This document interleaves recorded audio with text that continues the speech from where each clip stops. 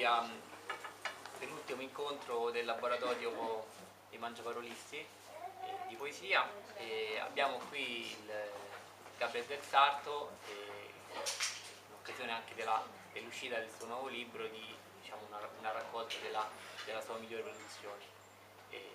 Quindi la prima domanda è, voglio porre a Gabriele, come scrivi, cioè che cos'è la spinta che ti fa scrivere, che ti fa prendere la penna in mano e ti fa scrivere sul foglio bianco, insomma. Partiamo subito sul facile. Una domanda, sì. Perché no. Forse esistono periodi e fasi, quindi oggi rispondo in un modo, avrei risposto in un altro modo se mi avessi fatto questa domanda tempo fa.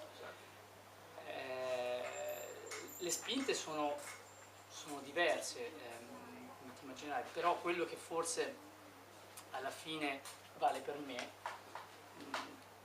credo che sia il riemergere di un ricordo, di solito è legato a questo. Io ho questo metodo, se ti riferisci anche dal punto di vista proprio dell'opera di stesura, lavoro solo su un quaderno, che finché non ho finito non lascio, quindi non ho più punti, più quaderni su cui scrivere, uno solo.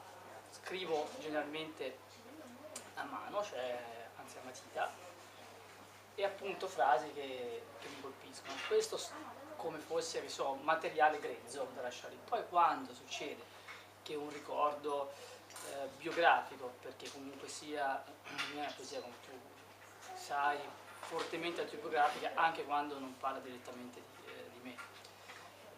Però il nucleo fondamentale, il nucleo da cui parto è un evento che è accaduto generalmente nel passato, che poi acquista una luce particolare, in qualche modo riemerge, allora attorno a quello cerco di coagulare e uso i materiali, se riesco, che ho nel tempo disseminato nelle pagine di questo quaderno. Così funziona. Devo dire, negli ultimi anni ho scritto veramente molto poco.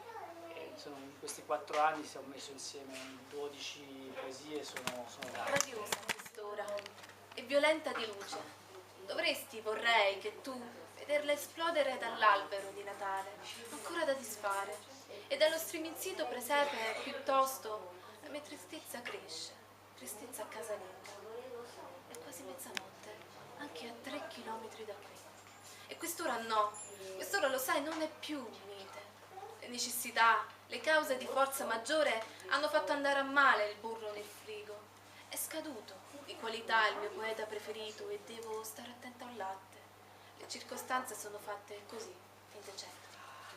No, ti dico, è davvero questo lo scandalo della vita, il sacrificio, la coatta fatica, eppure tutto è come un soffio, se ti vuoi salvare.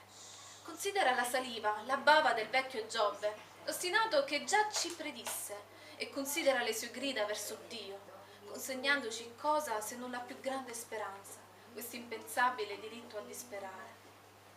L'angelo Gabriel annunciando il figlio dell'uomo, il bimbo, accorrete voi che ascoltate, l'arcangelo Gabriel, splendente di gloria, andando per strade, piazze, palazzi, Gabriel, ha portato il mio saluto, a 3 chilometri da qui. Aspetterò il sabato, pomeriggio, comprerò delle bibite. Immagina, noi con le amerine fabbri sul gelato allo yogurt, mentre ripristiniamo la cura delle foglie. Cresce fra le strade di Firenze il mio profilo, che ogni mattina immagino fermarsi nel bar, dove fanno il caffè nel modo che ami.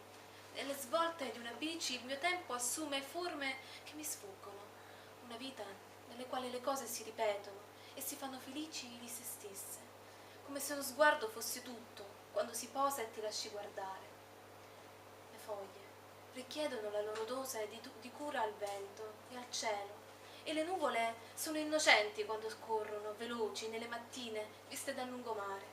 Anche domani avrò una linea da percorrere, un viale con incroci, come la prima volta, incontri, e la percezione di acque che mutano, se la sera porterà il mio nome fra le cose che